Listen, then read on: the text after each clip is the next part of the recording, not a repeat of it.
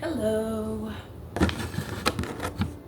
That was weird. I don't know why I just did that. I don't do that. Hello. I don't speak like that. I tried a therapist. And I think I might try another one. She was fine. I don't really know how much you can gauge from one session of therapy, but it just didn't feel like we were vibing on the level that I needed.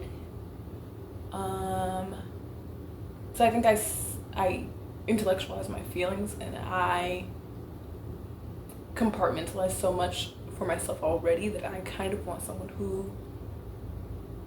whose aim is to unearth a lot more of like the emotional parts of me and emotional vulnerability. I feel like that's what I'm lacking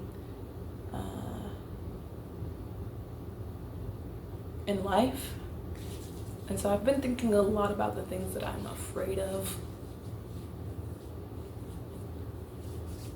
and kind of thinking about how those fears came about chronologically as well. I'd say my first ever fear, like purely external fear, and not some philosophical, intellectualized fear that came about from life experience, was water. So ever since I was little, a mirror. Ever since I was little, I hated baths, I hated showers, I hated swimming, hated the ocean. I hated getting my hair washed. My mom would have to hold me down. I was screaming. I couldn't like go to the pool. Like I would just sit on the side of the pool. A lot of the times I wouldn't even want to put my feet in the pool. You know, stuff like that. I remember I went to summer camp, a Christian summer camp, and one of the activities was tubing. And at this summer camp, we would have an hour and a half of free time in the middle of the day. And that was my favorite part of the day. Because I could just sit outside and like make a bracelet out of rocks. I would find rocks with holes in them and just make a bracelet. And so I really, really, really loved free time. And back to the tubing. Like it's an inflatable when you get pulled on the back of a speedboat. And I told them I'm afraid of water. I can't swim. If I fall off, I'm gonna like have a panic attack. And you know, I think they had good intentions because as young counselors are like, we want to push you to advance past your fears and do what you need to do in that way. And it's a life lesson. I was like, no, I'm not really. You know, I'm strengthening my relationship with God. And XYZ, I'm like, oh, it's okay. I don't want to go tubing. They're like, you have a life jacket. It's fine. And I'm like, I don't think you understand that this is a phobia for me. I'm afraid of deep water. I can't swim. If the water is like anywhere past my chest, like it starts panicking. Like this, even the stomach is pushing it. Like I just feel like I'm gonna drown. And they're like, it's fine. You're not gonna fall off. And I'm like, okay. I don't want to do it. They're like, we're gonna take away your free time if you do not get on the back of this tube with somebody. I was like, okay, so I'm being blackmailed with the only part of this camp that I actually like. Hated every other aspect of it. Thank you. Next caller. And so, whatever. Got on the tube, scared for my life. I'm literally holding on as tight as you can possibly hold on to something with my eyes closed, face buried into the tube. I have someone next to me. I don't even remember who it was at this point because I just remember the fear. And like, our tube flipped over. That's the appeal for some people. You know, they like that kind of stuff. They like being flipped over. They want to go the yada yada blah blah blah blah blah. That's what they want to do. It flipped over, flipped back over. I, again, so scared of being submerged in the water. There was no way that I was gonna let go. I don't know if I could breathe because I know I went under the water for a second and it was my face. Right. I went under the water. I'm sure I got water in my nose, my eyes, I couldn't see. And then I look back up and the person who was next to me is gone and she's in the water. She's like, oh my gosh, that was so fun. And they're like, Kendall, didn't you have fun? And I'm crying and I'm sobbing because I'm telling you that I have a fear. And you're sitting here invalidating my fear, saying like it's not a big deal, XYZ. You have a life jacket, so it should be fine. You have this, so it should be fine. there's people here, so you should be fine. And it's like, you're making me feel like I'm being juvenile. You're making me feel like I'm juvenile for having this. And I think back on that a lot. Because it's like, I feel like it was the start of a lot of different problems for me. It's like, you should be able to handle this. You should. It's fine. Other people are able to. Why aren't you? And that fucked me up. And then the next fear that kind of developed, where it started going for something really external, really specific situations where it wasn't really that much of a burden in my life, you know, other than, yeah, I obviously had to be able to take a shower and take a bath and wash my hair. We're past that now. Even then, like, not a beach person. I'll sit in a pool on a floaty now. You know what I mean? But anyway, moving past like a really specific, more situational fear is kind of when my social anxiety started setting in. I don't really know what caused it, because I used to be a very extroverted kid. I would love performing for people, dancing in front of people, talking to new people, making friends on the playground. And I just feel like as I got older and you start retreating inwardly and nitpicking every little thing about yourself, as teenage girls do, having Kik and Instagram in middle school it's just not right developmentally. It's just not right. And I just am so mournful and regretful for that little me for having to like grow up with those types of things. And I wish, like, my mom did a really good job of kind of shielding us from that, and, you know, having the parent controls on there. And we had a BlackBerry for the longest time, and even that wasn't enough to kind of shield you from eventually. Everyone else has it. You're like, Mom, please give me a phone. Please give me a phone. Like, all my friends have phones. Like, I want to be on Instagram with them. I want to be on Kik with them. Please, Mom, phone. You get it eventually. And it's like the beginning of the end. But I don't know where my social anxiety came about. I just remember one day my mom told me to go inside the store while she was in the car and go buy something for her. And she didn't tell me what to say, how to ask for it, like what to do. And it was my first time going in and doing something like that. And I don't know why the physiological response was for me to just like freak out and start hyperventilating and crying. And I was like, I can't do it, Mom. I can't. And she's like, it's fine. Like, just go in there and ask. Like, go ask. Like, you're holding me up. You're taking too much time. And, you know, single mother of two. I don't hold that against her, because, yeah, I was holding up time. Just go get it. And I'm like, I don't understand. Like, I don't understand what's happening to me right now. Like, my chest hurts. Like, tell me what to say. She's like, I'm not going to tell you what to say. You can speak for yourself. Just go ask for this item. Go out and get it. And I'm just like, I can't, Queen. And it always went back to that phrase, like, you're this age, you should be able to do this. Like, that word just has so much weight to me. Should. You should be able to. Kendall, you're well-spoken. You should be able to do this. Kendall, you're perfectly capable. Kendall, you're smart. Kendall, you're this. Kendall, you're that.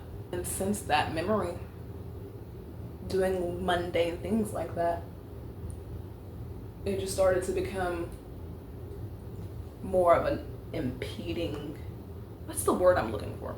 Other than burden, not burden, but it just started to impede everyday things. Like, I had to take a new bus route when we went from middle school to high school, and I went to a different high school than my sister, my twin sister. We went to a different high school, so I had to take the bus on my own for the first time, having to figure out the bus route. I was scared that I had either missed the bus, XYZ, because I had missed the bus the first time. And so I would just start having panic attacks when walking to the bus stop. I would be compulsively checking the time to see if I was there on time, and like I would plan it down to the minute. And then even when getting on the bus, it's like people that I didn't know, like I didn't know where I was gonna be able to sit like comfortably and like be able to like think about my day, or if something had happened the night prior and like I just felt like the vibe was off, like I would start crying and hyperventilating getting on the bus.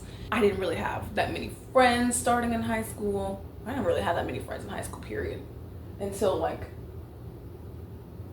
my last year of high school. And I graduated high school a year early. So I did high school in 3 years and ended up graduating in the pandemic.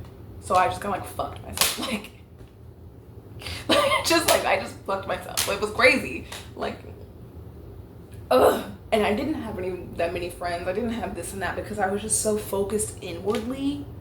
And I look back at it now, I'm like, it's so narcissistic. That's a little hyperbolic.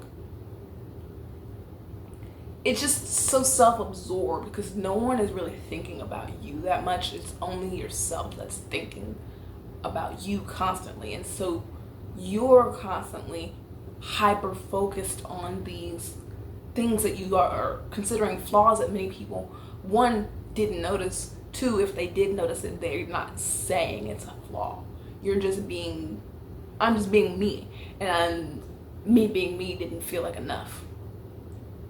Because I'm deeply insecure. Deeply insecure.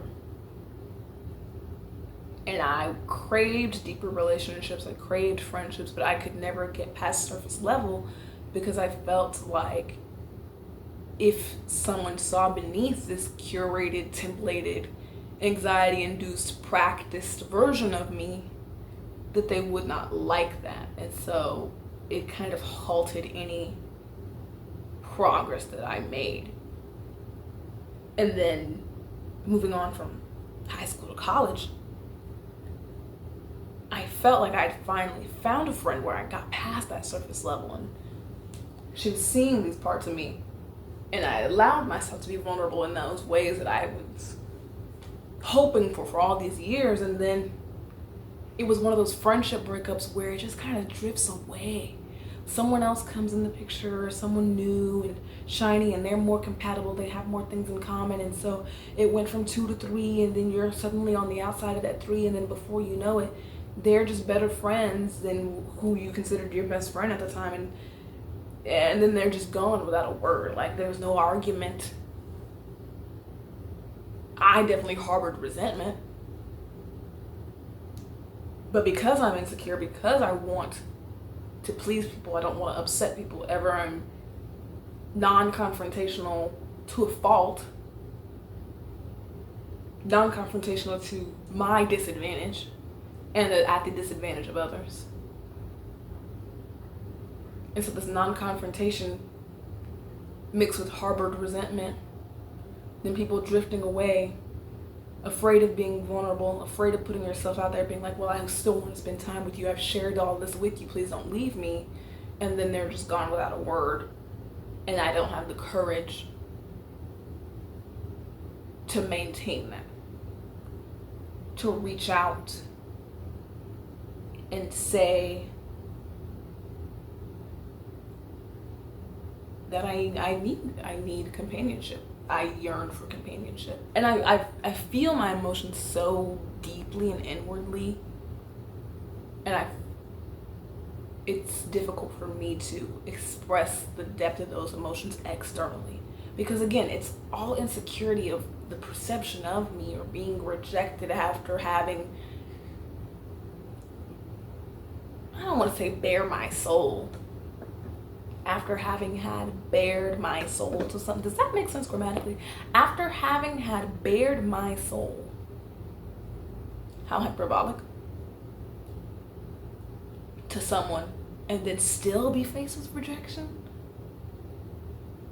So it's like I'm showing you this open wound, and then it feels like you're pouring salt on it. And so when I get hurt again, or when the wound comes back up, when it reopens, I'm like, well, just keep your salt away from me. I'm not going to show you the wound. I'm not going to show you the wound. And where has that left me?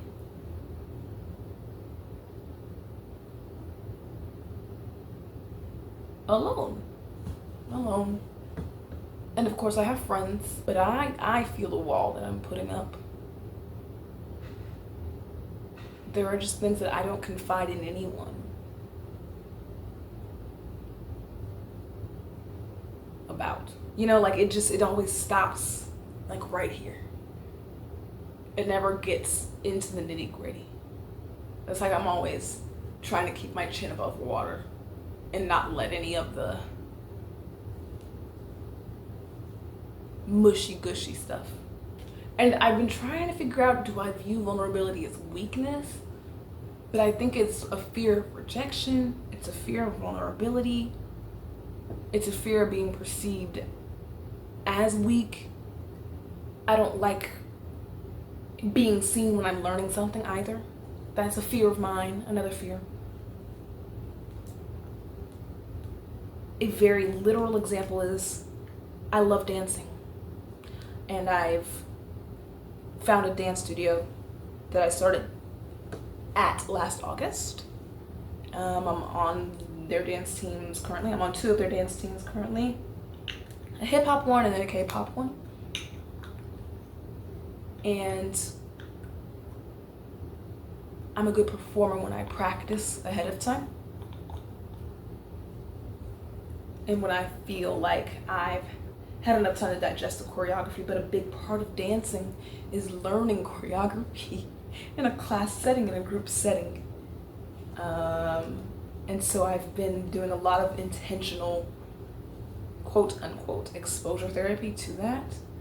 And a lot of that's just showing up to more classes instead of just going to studio practices, where we learn the choreo, we practice it, and then we go back and show everyone how much we've learned. You know what I mean? That I thrive in because I'm a perfectionist. I love practicing things.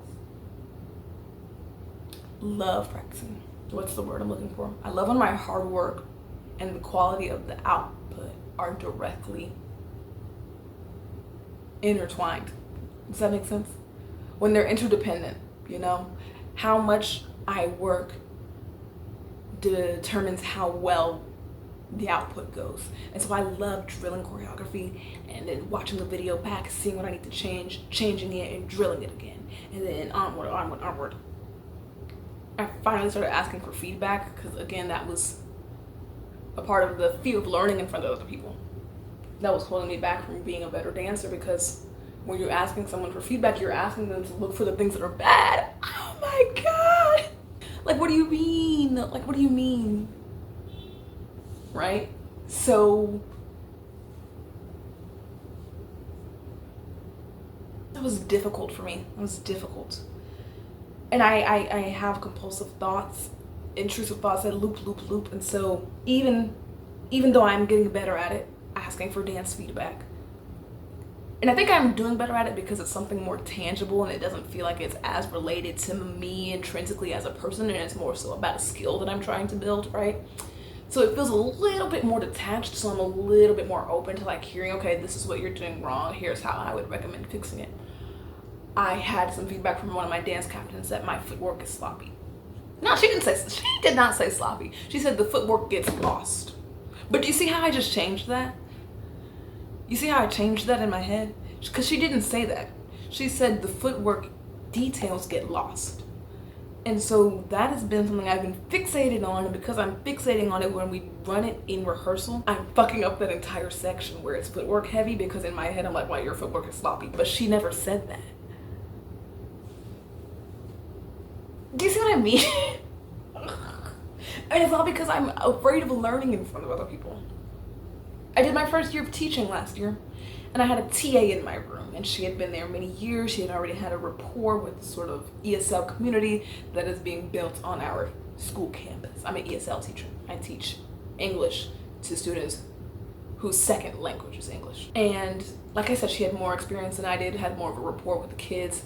I didn't really understand what the kids were saying to me. I hadn't really figured out how I was going to communicate with them. I don't know my teacher style quite yet.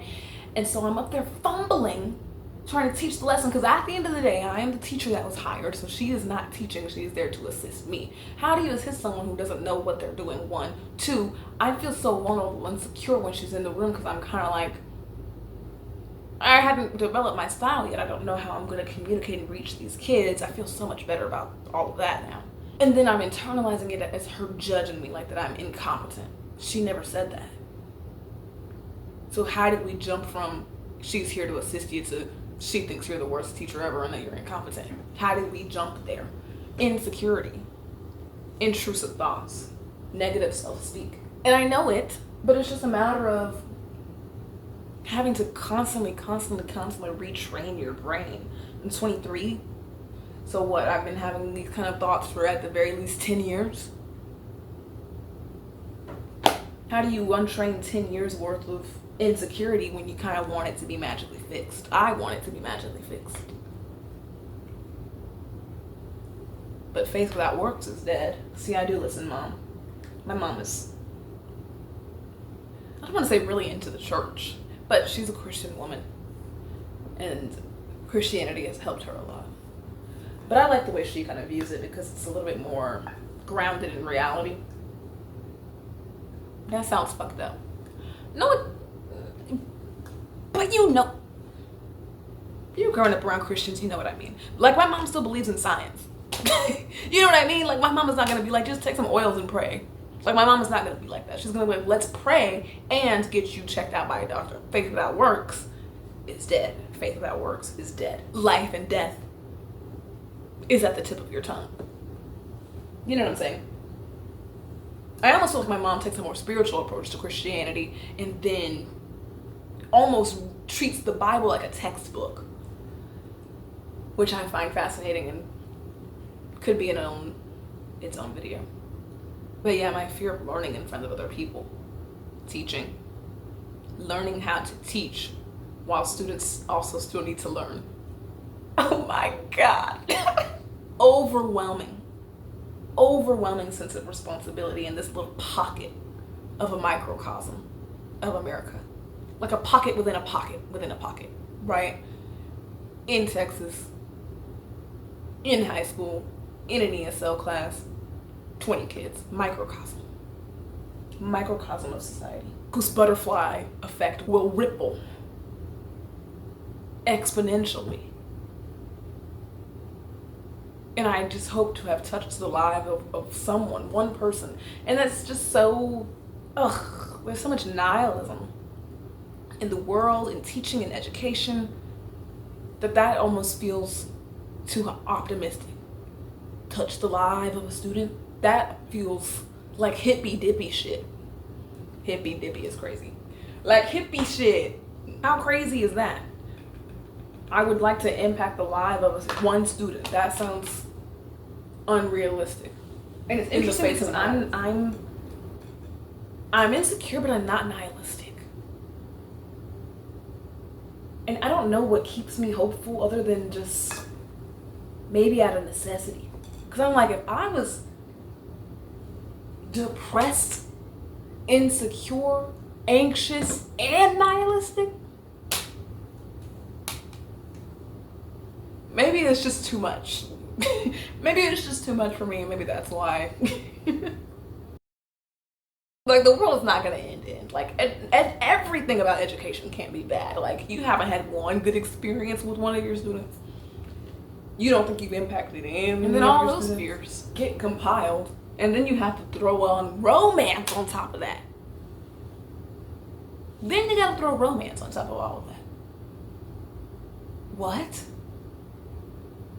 Are you serious? I did not have any semblance of pretty privilege until I was about 17. I think I finally grew into my face. I'd been experimenting with my style, but I finally kind of figured out how to start doing my hair a little bit, how to put on makeup in a way that was more flattering, how to wear clothes that kind of fit my body better. And I think it was like, oh shit, I'm pretty. And, you know, intersectionality will have you think this, that, and the third. I'm obviously black, I'm a dark skin, I'm a woman, I'm queer. But at the end of the day, I'm also still skinny and able-bodied, and I have a face that fits more so into beauty standards and conventions, despite the other intersections of my identity, right? And so you have this realization, I'm being perceived as conventionally attractive now. And it felt like I had won a prize, right? And I'm like, oh my gosh, where's my ribbon? Where's my ribbon? What's the ribbon? Lust. What's the ribbon? Lust. Assumed promiscuity. And I'm only here for your body. Last night you were in my room. And now my bed sheets smell like you. Every day discovering something brand new. I'm in love with your body. Oh wow, wow, wow. And nothing more. Heavy on and nothing more. And these men will let you know it's nothing more. My first real romantic experience. I had kissed boys, I had kissed girls. Let's bring back that. That's something I miss. I had kissed boys, I had kissed girls. La-di-da-di-da. Never had a girlfriend, never had a boyfriend. Get to college. First guy I had a real crush on my college campus. He was really cool, he's my type. Really artsy, pink hair, tattoos, liked movies. That's my type. Took me to the hotel, tried to get me drunk while watching, what's that fuck ass movie with Robert Downey Jr. and Jake Gyllenhaal? Zodiac Killer. Trying to get down to Zodiac Killer is absolutely diabolical. Me with 3 shots of Bacardi in my system from one of my friends in my dorm room because I was too anxious to go, which means I shouldn't have been there in the first place because that means I was not ready.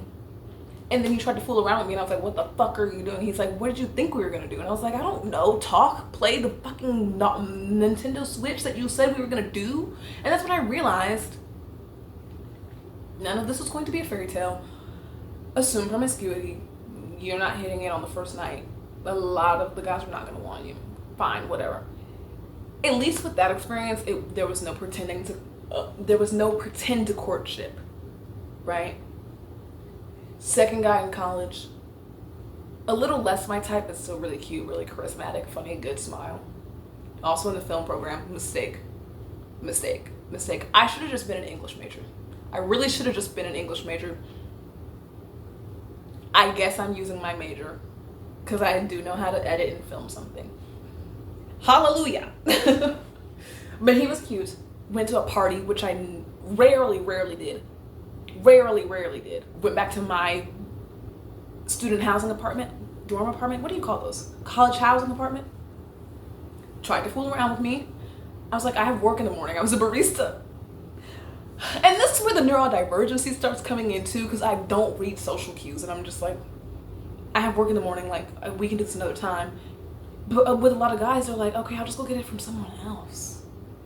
Why would I wait and court you? I can get it from someone else right now. Which makes, I don't want to say makes sense because that sounds like I'm validating it, but pragmatically, really? Pragmatically speaking. Sure, Jan. Sure, Jan. That makes sense, pragmatically speaking. Jan. I'm just like, so you don't want to speak to me ever again? Because I didn't want to hook up the first night. But I was like, okay, maybe later. I have work at 5 o'clock in the morning. And then I have to go to class after that. So pragmatically speaking, for me, it's not going to work right now. Give me 3 days. We can't wait 3 days. We can't pretend to court for 3 days. You know who can pretend court for 3 days? 30-year-old men. My last year of college, senior year of college, I got an internship. I had an arts nonprofit. Basically, my dream job if I wasn't a teacher. Like arts access and arts education for underserved communities, nonprofit work would be my secondary ideal job. I love being a teacher now. Right? So I got this internship at this nonprofit. Really excited for the opportunity. Worked there for a while. And we had a gala. Fundraising gala. Where I got to meet more people who worked at the nonprofit. I see this guy. Exactly my type. Tattoos. I love shaggy brown hair. Like really artsy. He did like a lot of, what's the style? Art Deco? Oh, Art Nouveau. He did a lot of Art Nouveau ink drawings and like it was super cool, and I had just got my 2 little tattoos, and so I was like, oh my gosh, blah blah blah blah. And that was the first time I had been pursued in a way, like clearly, like if you're pursuing someone at a party, I'm at a gala, I'm dressed nice. I had actually gotten approached by the most people in my adult life because I'm 20. I'm 21 at the time. That's so fucked up. No, I'm not even 21. I'm 20. Oh my God. This could be a whole video in and of itself. But I'm 20 at the time. And no one loves a barely legal woman like 30-year-old men. Barely legal. And I look young too. Like, I'm the youngest in my department at my school. I look visibly young. I have to show my badge damn near every time I walk through any door in my school because people assume that I'm a student. And I wear a backpack because all my stuff fits in a backpack. So I look like a student, right? So I'm visibly young. People can tell that I'm younger. I look a little bit more mature, maybe because it's a gala, so I have a little heavier makeup on. My hair is up. I'm wearing heels. So I look a little bit older, as old as a 20-year-old can look, a fresh 20-year-old can look. And so, again, I'm flirting with this guy. He works at the company as a nonprofit. He's super cool. I ended up going to a separate after party after the gala with some other people that I worked more closely with. And he had gotten my number, and we were texting. He's like, I'll take you out to eat. And college student, like, free food. I knew the intention in the back of my mind. But I just didn't, I don't know. It's like my brain is like, clearly they're physically attracted to me, but I also have more to offer than that. I know that. And, we're in a similar line of work. So I'm like, we'll have more in common. And what I will give dating older men credit, they're better conversationalists than, I'm 23 now, a 22, 21-year-old. That's the struggle I'm having with right now. I'm trying to resist my urge because I think I am into slightly older guys. I think I am. I don't want to be, but they just have generally speaking, and ideally, like, when you find them, when you pick them, okay, 30-year-old men are in a better life stage. They're a little bit more mature, although I'm starting to think men never mature. And they're better conversationalists than my age range right now. And, since I graduated high school early, graduated college on time, I'm just in a different life stage than other 23-year-old dudes right now, other 22-year-old dudes. I have my own apartment, I pay my own bills, I pay my own car notes, I have a full-time salaried job that gives me a livable wage. Like, it's not the best, but it's better than what I was making working at my barista job. But it's better than what I was making when I was a barista.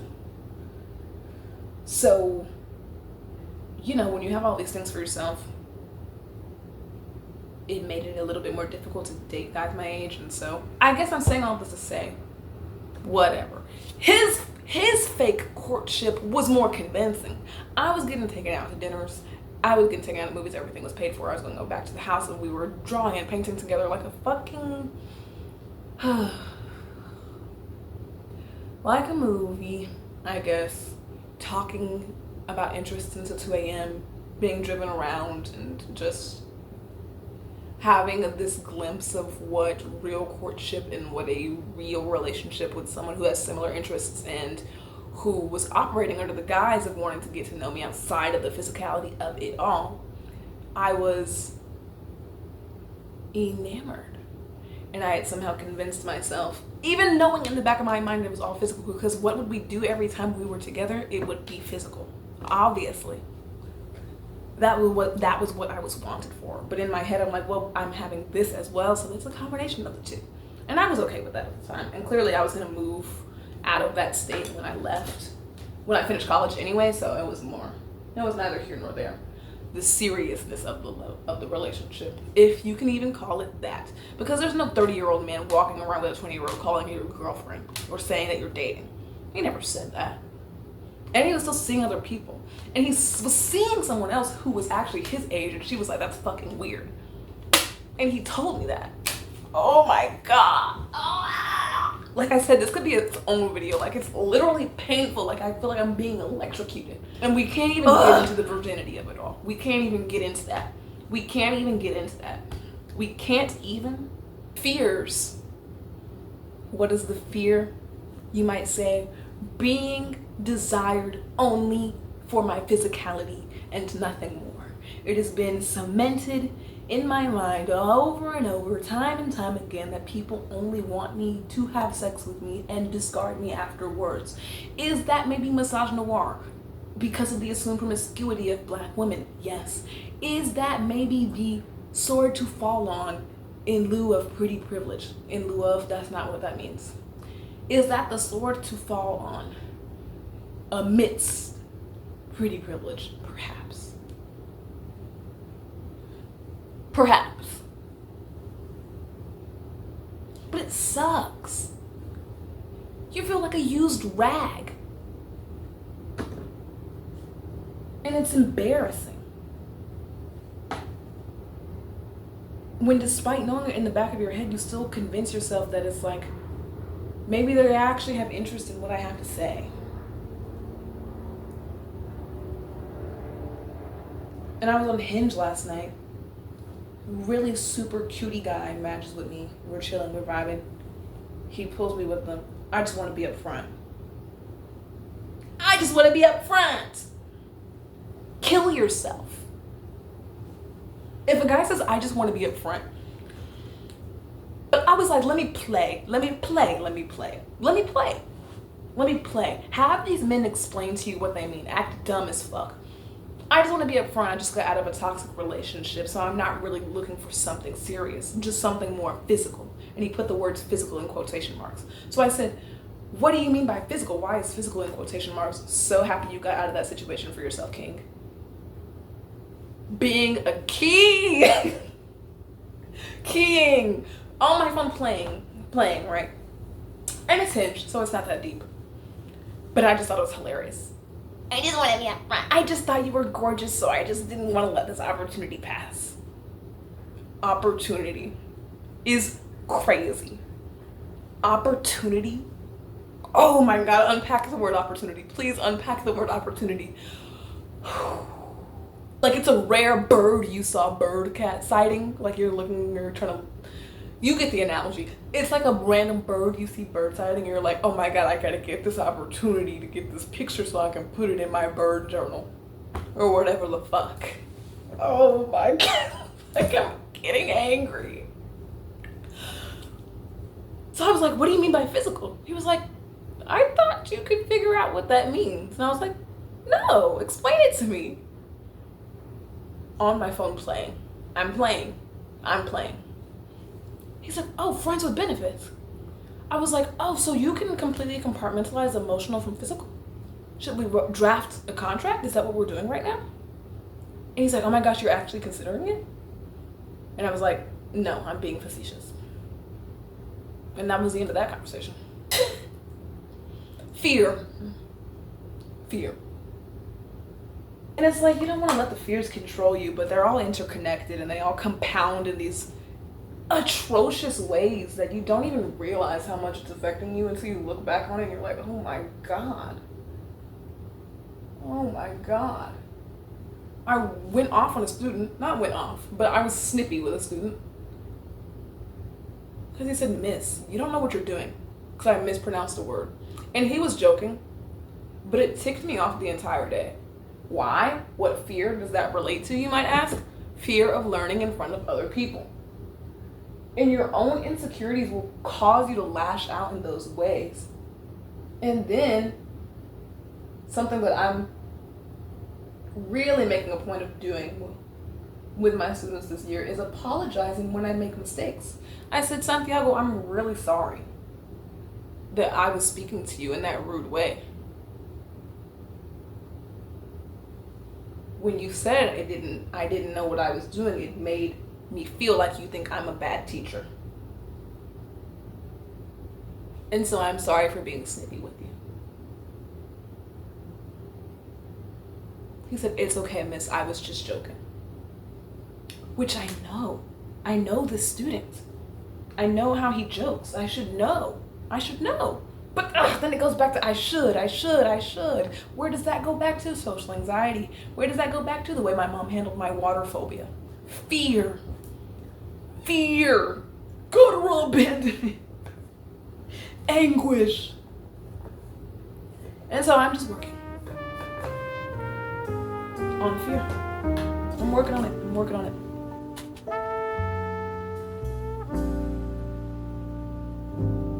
I don't know what this to do. No, one of my things.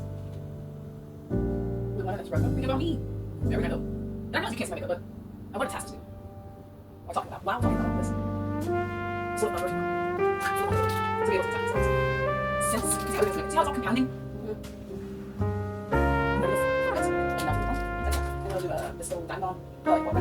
Kilowatt. Highlighter. That's not sweet. This. Oh, that was way too much. That was weird.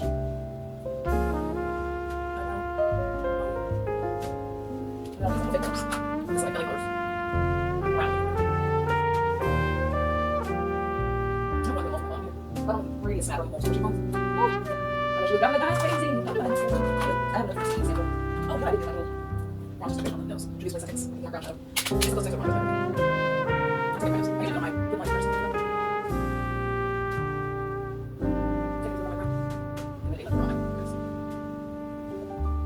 Fear. Working on it. Glitter. Man, that's really dark. Just. But I'm conquering some of them every day. I think social anxiety, especially, I've just made such big strides in putting myself out there. Like with dance, that's been my main source of socialization. It's been really, really good for me. And putting myself out there in dance and not letting that opportunity pass me by. Not throwing away my shots. Oh, you're so far away. But I hope that was enjoyable. Let me know if you relate. That's how the makeup turned out.